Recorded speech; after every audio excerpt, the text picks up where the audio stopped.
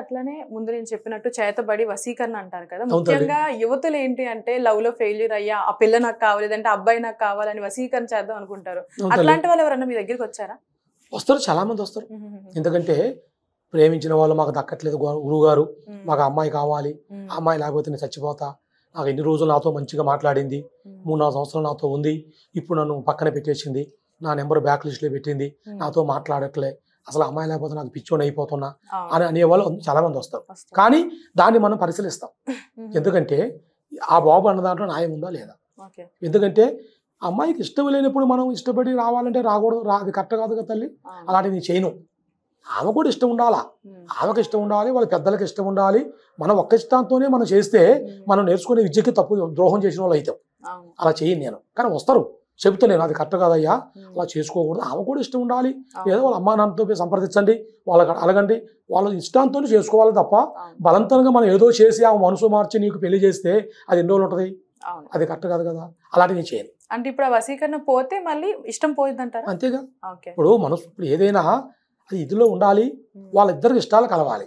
ఆ ఇష్టాలు కలవంది మనం ఏదో చేసి మనం ఏదో శక్తిని పెట్టి మనం చేస్తే అది కరెక్ట్ కాదు కదా తల్లి.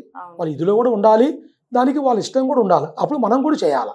యత్నం, ప్రయత్నం, దైవత్నం తెచ్చిందా, ఈ 3 ఉన్నప్పుడే మనం చేసే పనికి ఆ దేవుడు మనకి అనుగ్రహం ఇస్తాడు. అంతేగాని ఏదో మనం విద్య నేర్చుకున్నాం కదా అని చెప్పి దేనికి పెడితే దాన్ని చేయకూడదు కదా తల్లి. చేసేది కరెక్ట్ కాదు, ఆ విద్య కూడా మనకు దక్కదు, అట్లుంటది. ఇప్పుడు మందు పెట్టడం అంటారు, అది వశీకరణలోకి వస్తుందా? అది వేరు, అది వేరు. మందు అంటే అది ఇంత ముందు మనం మీరు ఏముంటారు, అది మరుగు మందు అంటారు. మరుగు మందు అంటే అమ్మాయి బట్టగా రాయటం కానీ, తల వెంట్రుకలుగా రాయటం కానీ అట్లా రాస్తే మన మాట వింటది, మన వెంబడే తిరుగుతుంది అని అంటారు. కానీ అది చాలా వరకు కరెక్ట్ కాదు. అది నేనైతే చేయను, అది ఆ మందు విషయం అది నేను చేయను, అలాంటిది నేను పెట్టను, నాకు తెలియదు. కానీ చాలా మంది చెబుతారు, మీరు అన్నట్టుగా వచ్చి అడుగుతారు నన్ను, మందు ఇట్లా ఉన్నా నాకు ఆ మందుల మీద తెలియదండి, అది నేను చేయను చెప్తా. అది ఇప్పుడు చేతబడి చేయడం అంటే సినిమాలో మనం చూసినట్టు ఒక బొమ్మని తీసుకొచ్చి అట్లాంటి నిజంగా చేస్తారా చేతబడి చేసేటప్పుడు? చేతబడి అంటే అమ్మా ఇప్పుడు నువ్వు అన్నదే కరెక్టే. చేతబడి గురించి చాలా మంది ఇబ్బంది పడుతున్నారు. ఎందుకు చేత ఇప్పుడు ప్రపంచం మొత్తం ఆంధ్ర కానీ తెలంగాణ కానీ ఎక్కడైనా కూడా ప్రతి ఒక్కరు చేతబడి అంటే ఎవరు చేయలేరు. మరి మీరు అనుకున్నట్టుగా ప్రతి ఒక్కరికి సాధ్యపడదు. అది నేర్చుకున్న వాళ్ళు కొంతమంది ఎక్కడో ఉంటారు, అందరికి వల్ల కాదు, అందరు కూడా చేయలేరు. అది ఎవరో విద్యలు చేసుకున్న వాళ్ళు, పెద్ద పెద్ద గురువులు, అఘోరాలు, శక్తులు తెలిసిన వాళ్ళు, అమావాస్య, పౌర్ణమి అలాంటి టయాలలో శ్మశానంలో కూర్చొని కొన్ని విద్యలు నేర్చుకుంటే వాళ్ళ వల్లే సాధ్యపడుతుంది. కానీ ప్రతి ఒక్క స్వామి నేను చేస్తా చేతపడి అని అంటారు, అవన్నీ నమ్మకం కూడదు. కానీ చేతపడి మాట ఉన్నమాట నిజం. ఎందుకంటే ఇప్పుడు దాన్ని బట్టి ఎంతో మంది బాధపడుతున్నారు, బాధితున్నారు, చేతపడి చేసినని అనుమానం వాళ్ళకి.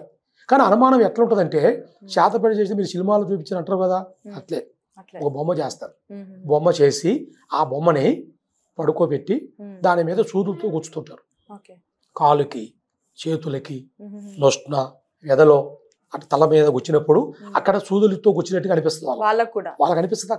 వాళ్ళు అక్కడ చేస్తుంటారు కదా, వాళ్ళు చేసినప్పుడు వీళ్ళ ఒంట్లో కూడా సూదులు గుచ్చుకున్నట్టుగా అనిపిస్తుంది. అప్పుడు అది వాళ్ళకి చేతపడి చేసినట్టుగా మనం నిర్ధారణ చేయొచ్చు. తెలిసిన తల్లి అలా అట్లా బాధపడే వాళ్ళు చాలా మంది అక్కడికి వస్తారు. అంటే స్వామి మా సైడ్ ఏంటి అంటే ఇప్పుడు సిలంగి పెట్టే వాళ్ళు కనిపిస్తే వాళ్ళని చూసి ఇట్లా చిటికెలు వేని పట్టుకొని వాళ్ళని తిడితే అది తగలదు మనకి అంటారు, అది నిజమంటారా? ఇప్పుడు అడిగింది మొత్తం నిజమే. పల్లెటూళ్ళలో కాదు, సిటీల్లో కూడా చేతపడి చేసేవాళ్ళు, బాణామతి చేసేవాళ్ళు, చెల్లంగా చేసేవాళ్ళని మనం ఏదైనా తిట్టినా చేసినా మన మీద ప్రయోగం చేస్తారని అంటారు. చేసినట్టుగా చాలా మంది ఇబ్బంది పడుతున్నారు. అట్లా స్వామికి ఫలానా ఆయనకి మంత్రాలు తెలుసండి, ఎక్కడో పోయి నేర్చుకోవడం వచ్చాడంట, మా మీద ప్రయోగం చేశాడు, అక్కడి నుంచి మా ఆమెకు ఆరోగ్యం బాగలే, మా అబ్బాయికి ఆరోగ్యం బాగలే, నాకు ఆరోగ్యం బాగలే, ఒక రోజు ఆయన తిట్టిన దానికి నాకు ఇలా జరిగింది గురువు గారు అని అంటున్నారు. కానీ అది కొంతవరకు నిజం, అన్ని నిజమని నమ్మొద్దు, కొంతవరకు ఉండొచ్చు, ఎందుకంటే వాళ్ళు ఇబ్బంది పడుతున్నారు కదా. వాళ్ళు ఇబ్బంది పడిపోయి నమ్మాలిగా. సరే ఒక్కరికంటే ఏదో ఈయనకి ఏదో డౌట్ మీద భయంతో పడుతున్నాడు అనుకోవచ్చు, ఫ్యామిలీ పరంగా ఇబ్బంది పడుతున్నాం. ఇప్పుడు పడ్డప్పుడు ఏదైనా దాని ప్రభావం ఉంటే కదా వాళ్ళు ఇబ్బంది పడేది, లేదంటే వాళ్ళు పడరు కదా. అట్లా కొన్ని నమ్మొచ్చు తల్లి, కొన్ని ఉంటాయి. చేసేవాళ్ళు గ్రామాలలో ఉన్నారు, సిటీలలో ఉన్నారు కొంతమంది, కానీ బయట పడరు. నేను చేస్తానని ఎవడు బయటపడరు, మనం గుర్తుపట్టలేం కదా. కానీ అలాంటి వాళ్ళు కూడా ఉంటారు. కానీ ఎక్కువ శాతం చెడు ఎవరు చేయరు. మంచివాడు అన్నవాడు, విద్య నేర్చుకున్నవాడు 10 మందికి మంచి చేయాలి తప్ప చెడు చేయాలనుకున్నవాడు అది మనం అనకూడదు, కానీ ఆ తల్లే చూసుకుంటారు. అవును. అలాగే స్వామి ఇప్పుడు నరదృష్టి అంటారు కదా, నరదృష్టికి చేతపడికి అసలు తేడా ఏంటి? నువ్వు అడిగేది చాలా మంచి క్వశ్చన్ అడిగావు.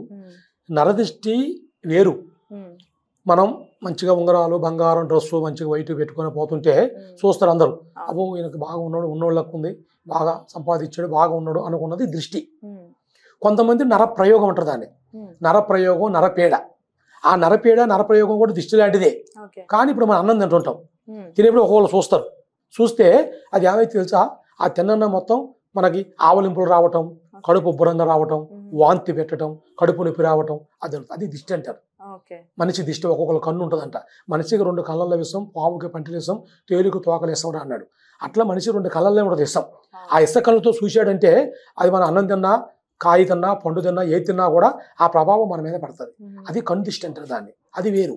నరదృష్టి అనేది కూడా మన ఎదుగుదల, మన ఎదుగుతూ వారవక, అబ్బో బాగా ఎదుగుతున్నాడే అనే వారవక ఆ దిష్టి. అలాంటి వాళ్ళు గుమ్మడికాయ కట్టుకుంటాం మనం. అమావాస్యకు గుమ్మడికాయ కడతాం. ఆ గుమ్మడికాయ ఏమైపోద్ది, 10 రోజులే కాకనే కుళ్ళిపోద్ది. అది ఎందువల్ల వాళ్ళకి అనుమానం వచ్చేస్తుంది, ఇంత పెద్ద గుమ్మడికాయ కడితే వారంలో కుళ్ళిపోతుంది ఎందువల్ల అంటారు. అది దిష్టి. ఆ దిష్టి వల్ల ఏమైతే వాళ్ళకి లక్ష్మి కలిసి రాదు, వ్యాపారాలు ముందుకు పోవు, పిల్లలు మాట అనరు, భార్య భర్తలలో సమస్యలు, అనుకున్నది ముందుకు రాదు, పడుకుంటే నిద్ర పట్టదు, అన్ని సమస్యలు వస్తుంటాయి. అలాంటి ప్రాబ్లాలు ఎక్కువైతుంటాయి. అదే నరదిష్టి అంటారు. అది శాతపడి అంటే నేను చెప్పాను కానీ నీకు, ఇలా సూదులతో గుచ్చినట్టుగా ఉంటాం, ఒంట్లో ఇబ్బందులుగా ఉంటాం, కాళ్ళు నొప్పులు, చేతు నొప్పులు, నరాలు లాగటం, తలనొప్పి రావటం, ఒళ్ళంతా గాబరగా ఉంటాం, కలలు రావటం, అన్నం తిన్నా ఒంటికి పట్టకుండా ఉంటాం, ఆకలి కాకుండా ఉంటాం, కాళ్ళు చేసి సచ్చు పడిపోవటం, ఏం చేసినా కూడా అనుకూలంగా లేకుండా ఉంటాం, ఏ మందులు తిన్నా, ఏ హాస్పిటల్ పోయినా ఏం చెట్టు కాకుండా ఉంటాం. అలాంటి శాతపడి చేసిన లక్షణాలు నువ్వు అడిగావు కదా, శాతపడి చేస్తే ఎలా ఉంటుందని ఇలా ఉంటాయి. ఓకే. అలాగే స్వామి, ఇప్పుడు చాలా మంది ఏంటంటే మీ సమస్యలు తీరుస్తాము, లేదంటే మీకు మీ ప్రాబ్లమ్స్ ఏమైనా ఉంటే మేము చూసుకుంటాము, దాని పరిహారాలు చెప్తాము అంటారు కదా. సో అలా చెప్పే వాళ్ళకి మీకు తేడా ఏంటి? ఇప్పుడు 10 మంది ఉంటారు, అందరూ మంచోళ్ళని నేను చెప్పను, నేనే మంచోళ్ళని చెప్పను. వచ్చిన వాళ్ళు చెప్పాలా. మన కాడికి వచ్చిన వాళ్ళు, మన దగ్గర చూసుకున్న వాళ్ళు, బాగుపడ్డోళ్ళు. ఇప్పుడు మా కాడికి మీరు వచ్చారంటే నన్ను మీరు మరి మీడియాలో చూసిరో మీకు ఎలా తెలిసిందో తెలియదు. ఒక మంచివాడు అంటేనే మీరు వస్తారు, లేదంటే మీరు రారు. తెలిసింది. అట్లక్కనే మన మంచితనం మనం చెప్పుకోకూడదమ్మా. నేను మంచివాడిని, నేను గొప్పవాడిని, అవతల వాళ్ళు మంచివాళ్ళు కాదు అని ఎప్పుడు చెప్పకూడదు. వాళ్ళ టాలెంటు, వాళ్ళు నేర్చుకునే విద్య, ఆ దైవ శక్తి, వాళ్ళ మంచితనాన్ని బట్టి వాళ్ళకు ఉంటుంది ఆ మంచి పేరు. అంతే తప్ప ఇప్పుడు ఇంత పెద్ద సిటీలో పెద్ద మేధావులు, గొప్ప వాళ్ళు ఉన్నారు. ఇక్కడ మేము ఉన్నామంటే ఒక మంచి చేస్తేగా ఉండేది. తెలిసింది. చెడు చేస్తే ఉండలేం కదా. ఒక మంచితనం లేనప్పుడు, మన 10 మందికి మంచి చేయనప్పుడు మనం ఉండలేం కదా. దాన్ని బట్టి మనం అర్థం చేసుకోవాలి. అట్లా ఒకరి గురించి మనం అనకూడదు. కానీ మన విషయంలో మట్టికి నేనే గొప్పవాడిని ఎప్పుడు చెప్పను. అన్ని నేనే తెలుసు, నేనే గొప్ప చేస్తాను అన్నాం. వచ్చిన ప్రజలు చెప్పాలా. తెలిసింది. దాన్ని బట్టి మీరు తెలుసుకోవాలి. ఎందుకంటే వచ్చే వాళ్ళు భక్తులు వస్తారు కదా, ఆ భక్తులను బట్టి వాళ్ళు బాగుపడ్డే వాళ్ళు చెప్పుకుంటారు. గురుగారి దగ్గర వెళ్ళాను, మంచిగా ఉందో నాకు అని చెప్పినప్పుడు 10 మంది వస్తారు మన కాడికి. ఆ 10 మంది బాగుంటే ఇంకా 100 మంది వస్తారు. అంతే తప్ప ఏదో మన గొప్పతనాన్ని మనం చెప్పుకోకూడదు. అట్లా ఒకరి గురించి మనం తప్పుగా చెప్పకూడదు. వాళ్ళ టాలెంట్ని బట్టి వాళ్ళకు ఉంటుంది, వాళ్ళు నేర్చుకున్న విద్యను బట్టి, ఆ మంచితనాన్ని బట్టి, ఆ దైవ అనుగ్రహంతో వాళ్ళు చేసే పని ఉంటుంది. అట్లా